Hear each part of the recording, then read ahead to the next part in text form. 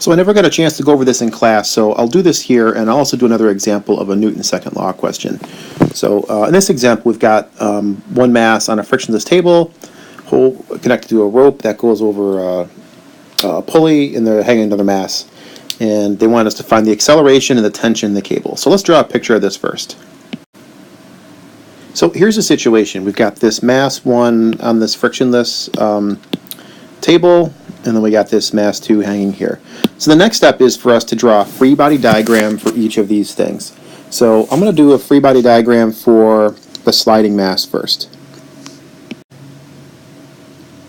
So for our sliding mass, we've got gravity that pulls it down, and I have to tell the difference between mass 1 and mass 2, so I will say m1 times g. Okay, there is a normal force. There is this tension force that pulls it to the right, and that's it. There's no frictional force, so this is the diagram for the sliding mass. So now let's do the falling mass. So the falling mass, we still have mg, but it's different, so I'm going to call it m2g, and then I will make tension here, and I will make it a little smaller because it is accelerating down. Because this is frictionless, there's nothing to stop it, so it's going to accelerate down. So this must be bigger than this. So those are my free body diagrams. So next, I just need to write out equations for each of these. So I'm not going to bother and do a y equation for this one, because I know this isn't going to accelerate either way, and I don't have to worry about friction, so the only thing I'm going to worry about is this one. So let me do for the sliding mass and write an equation for those. So it's still Newton's second law, so F net in the x equals ma, but it is mass 1, so I really need to make sure I use m1. So what are the forces that act on that mass 1 to make it accelerate? It is only tension, so you have tension equals m1 times a. Alright, so let's go back over to the next one. Let's go back to the falling mass. So the falling mass, got F net. There's only acceleration in the y direction, but now I'm going to call it m2 times a. So what are the forces in the y direction that make this accelerate? I've got m2 times g minus t equals m2a. So now these are my equations, and you'll notice I have 2 equations and 2 unknowns. So they're going to ask me to solve for each of these things to get whatever I want. So let me just plug this t into here first. So I've got this t, which is the same as this t.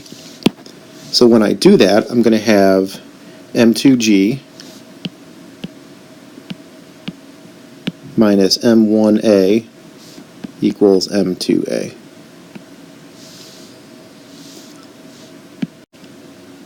I'm going to add m1a to both sides and then factor out the a.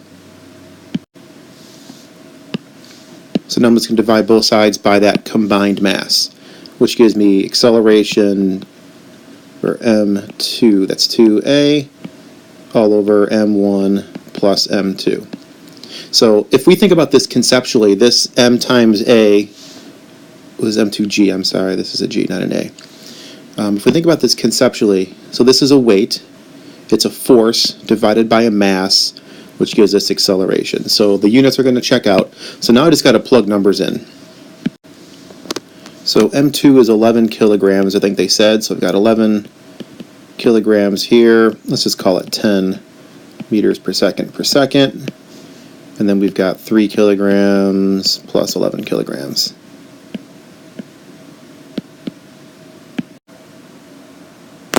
So that gives me an acceleration of 7.86 meters per second.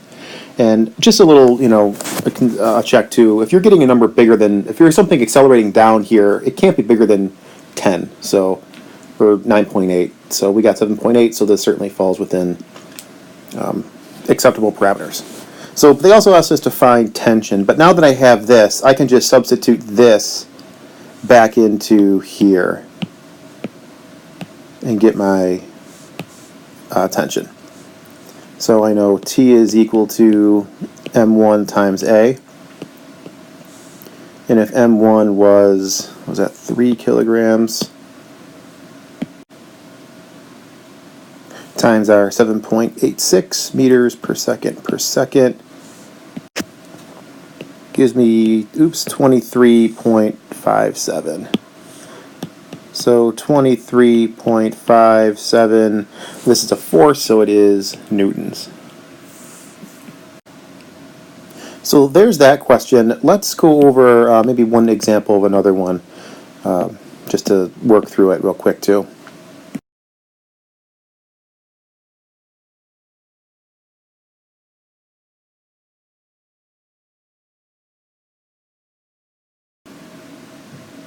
So let's look at number one. So number one tells us we've got this flamingo coming in for a landing, and it lands in some mud. And the mud provides a frictional force of 24 newtons, and they want to know how far the flamingo slides before stopping. So the first thing I'm going to do is draw a free body diagram. So if this flamingo is flying to the right, it lands in the mud, so it's moving to the right, but it immediately starts to slow down because there's this frictional force that slows it down. So I do have gravity, I do have the normal force, and they should be equal and opposite to each other. So let me write my second law equation. So I got F net in the y is equal to ma. There's only the one mass, so let's not worry about anything else. We got this F of F equals ma. So because they're asking us how far it's going to go, so what I'm thinking is we're going to have to find this acceleration. Once I get the acceleration, then use the big 5 to figure out how far he goes. So this acceleration is just F of F over m. So A is the force of friction over m. Force of friction, they told us, was 26 newtons. And I forgot how the mass of our flamingo, 24 newtons, and it's 6 kilograms, 24 and 6. That's where I got the 6 from. So 24 newtons and 6 kilograms, which gives us an acceleration of 4 meters per second per second. So now I need to use that to find out my displacement. So it's a big 5 question, so now I've got A is 4 meters per second. My initial velocity, I believe they told me, was 7 meters per second. The flamingo is going to stop, so V final is going to be 0 meters per second. Time is going to be absent, and my delta x is what I'm looking for. So I've just got one of my big 5s. My big 5 is Vf squared equals V naught squared plus 2a delta x. This Vf goes to 0, so I've got minus V naught squared all over 2a equals delta x. So I got minus 49 meters squared, seconds squared, all over 2. This is really a minus 4, right? Because he is his acceleration's in the opposite direction as his velocity, so it's going to be a minus 4 meters per second, which gives me this displacement of 6.125 meters. Alright, so that's number one. Try and finish the rest of these guys, and we'll go over these on Monday. Alright, have a nice weekend. Don't get arrested.